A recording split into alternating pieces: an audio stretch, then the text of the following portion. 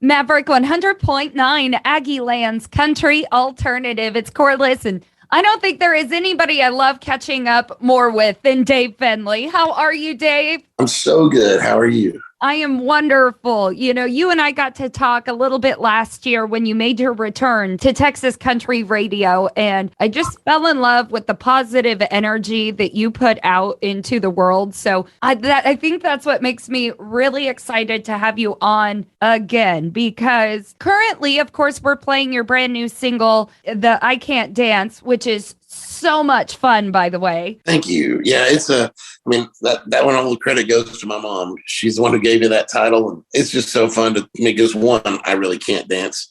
And two, it's just good to know that there's other people like me out there that can't, and they can enjoy that together. I have heard so many people relating to that. And that just that's kind of the joy that we just get from listening to your music. But the reason you are joining us today is actually for another new single, and it's the complete and total opposite of what we've been listening to from you here lately. You have done your own rendition of Grandpa. Tell me about the good old days.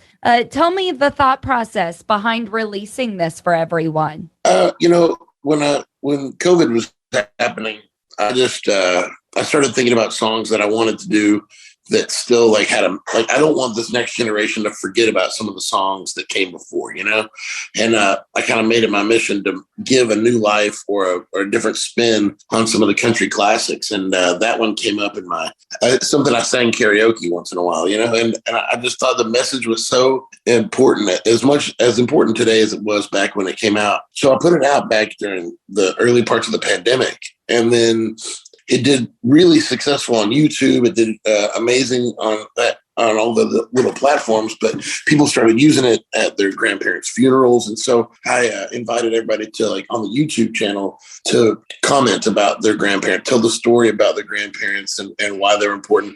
And so if you go to the YouTube, it's just 7,000 comments, 20 million views of people telling stories about their loved ones. And it was such an inviting and warm thing. And then, when Naomi passed away recently, I thought there'd be a really good way to honor her legacy and memory by putting it out to country radio, which it hadn't happened yet. So I just thought if we could do that and try to bring awareness to mental health and mental illness, then maybe we could, just bring something good out of something tragic. So I partnered up with the National Alliance on Mental Illness, and I'm just inviting people to try to contribute, do their part, listen to the song, share the song, and then if they want to donate to the cause, then I'm going to match dollar for dollar the donations that people put in there, because this song has really enriched my life, and I still think it matters. The message is so important. We need family values. We need God in our life. We need all these things. And I don't know, in the spirit of positivity, I think the best thing we can do is just try to keep loving each other and loving our family and putting family first. And that is very positive. And even, a lot of people are still taking the subject of mental illness as taboo. And it's really not. As a matter of fact, we need to be talking about it more. And I'm kind of like you. I took the loss of Naomi very personally because I myself struggle so heavily with mental illness. And whereas I'm married to someone who doesn't at all, and he's constantly trying to learn and trying to understand, to be a more supportive partner to me. And I had to explain to him, well, first I had to tell him to his face, Naomi took her own life, and that hurt. And we had all already said, they just announced this tour. They are just getting inducted into the Country Hall of Fame and all these things. She was on top of the world. And that's when I had to tell him, that is when this happens. It is not when we're at our lowest. It is when we are shining our brightest and something else takes us away from this world. And he had to come to terms with that. And I think that is an okay thing to talk about. And I think that is another sign that people need to be aware of in their loved ones' lives. I'm sure you would agree on that. And also, not to talk about things that are just so hard, but this recent event in Uvalde. Mental illness degrees. It's not just, it's not just going to end up in suicide. It's not going to end up in just shooting. It's not going to end up, there's so many different levels to mental illness. And the more you learn about it, the more you research it, because, we are trying to be more sympathetic to everyone in this day and age. And I think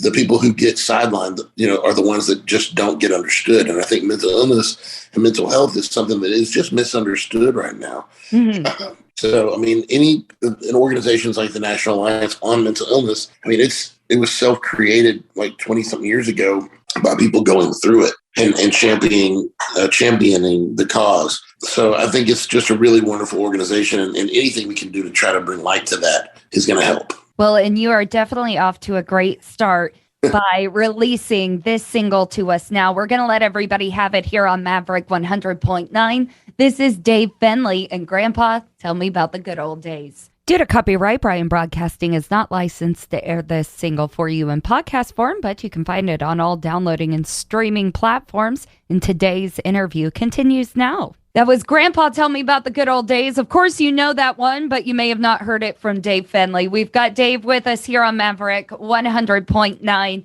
and you are just championing everyone out there. I know I'm struggling with talking today, but we've also been talking about things that are A, emotional, B, affect me personally. And it's not always easy to talk about as a performer, as an entertainer, as the one person that tries to be that positive light in your day. I feel like that's my job on the radio. But I do also know, and I'm sure you do as well, we also need to combat our own mental health and let people know when things aren't okay. So I'd like to open up the conversation of, we've got a public text line that people can send in requests and have fun here on the radio. But you know what? You can also text me anytime just because you need someone to tell you hello or tell you to have a better day or whatever it may be. I think we need to be joining up with our communities maybe a little bit more than we have been. That's an incredible concept, Corliss. I mean, I think you might be onto something there because, I mean, just kind of like with the YouTube channel, when you give people a safe place to invite them to talk about what they're going through, just like people would talk about, the death of a loved one, and then other people would comment about that. There's so many people that were celebrating the military grandparents, and and there's also people who just don't understand, the time before. Yeah, of course there was hard times before too. Not everything has always been wonderful.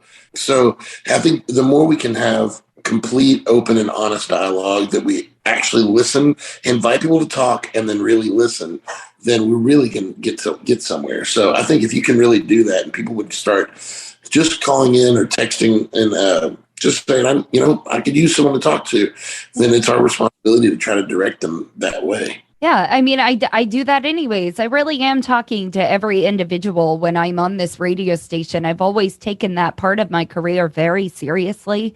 And I do hope that anybody knows that I really am here. I don't do this for nothing. I do it to be that person for somebody. And some, I have those people in my lives that are that people for me. So it's all, like I said, it's community. It's what we do for one another. And I love that you touched on your YouTube channel as well, because that's been a huge success for you and a big part of your return to country radio.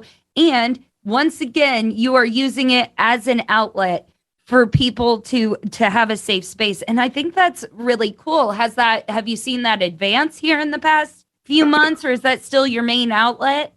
I mean, it's just such an amazing tool when you figure it out. Like, I thought I was way too old to be a YouTuber, right? So, but once you get over the fear of stepping out and doing something uncomfortable, and you start to make your deficits your advantages, then it's amazing what you can actually accomplish. So I just went out there and I trusted my wife and the Lord, and I just kind of do whatever they say.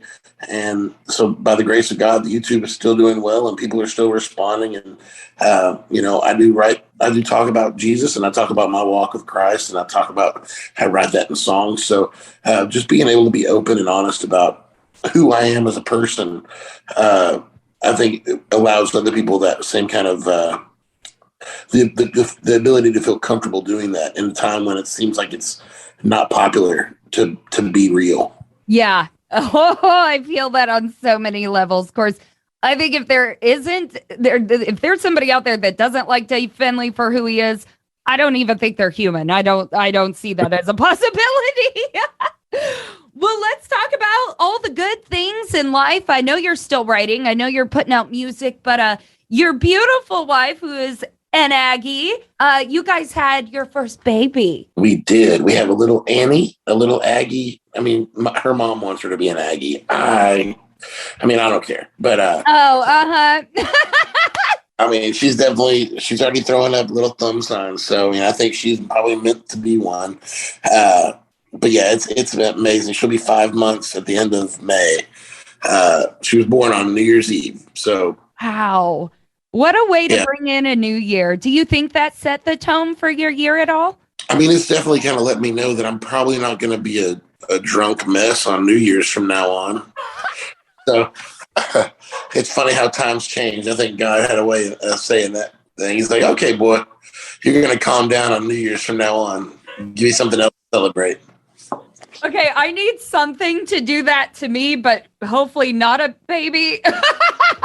It's an extreme in a message, but I think that's funny how the Lord works, right? It really is. It really is. Well, Dave, this has just been the most wonderful catch up today. But one more time before we let you go, the new single, Grandpa, Tell Me About the Good Old Days, that you've now released to everyone. It's available everywhere, and it has been for a while. But tell us again where we can donate and what all this is actually going towards. Right. Okay. So you can go to NAMI, which is the National Alliance on Mental Illness, and you can donate there.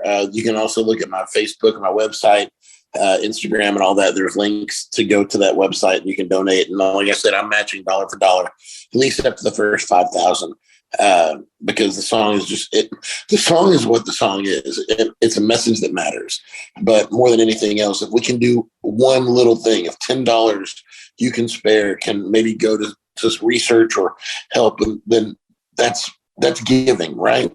I mean, that's the kind of thing that you can rest easy knowing you did something good, no matter how big or how small. It doesn't take a large donation to make a difference. It just takes a lot of small ones. So I just really invite anybody to do their part, share what you can, and know that I'm putting my money where my mouth is.